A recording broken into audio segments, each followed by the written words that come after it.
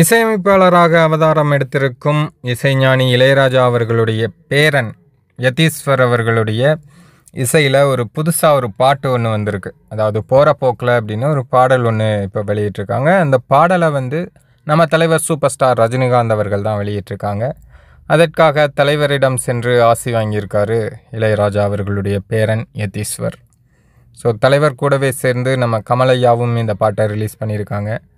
தலைவர் எப்போவுமே சினிமாவுக்கு எல்லாருடைய பங்களிப்பும் இருக்கணும் அப்படின்னு நினைப்பாங்க. அது புதுசாக வரவங்களாக இருந்தாலும் சரி, அல்லது முன்னாடியே இருக்கிறவங்களாக இருந்தாலும் சரி, ஒரு நல்ல படைப்பு வரும்போது கட்டாயமாக அவங்கள கூப்பிட்டு பாராட்டுற விஷயமா இருக்கட்டும், அல்லது இது போல் புதுசாக ஒரு அவதாரம் ஒருத்தர் எடுத்திருக்காங்க அப்படின்னா அவங்கள பாராட்டுறதா இருக்கட்டும், அவங்கள சந்தித்து அவங்களுக்கு ஆசி கொடுக்குறதா இருக்கட்டும், இது எல்லாத்தையுமே தலைவர் பல வருஷமாக பண்ணிகிட்டே தான் இருக்காங்க.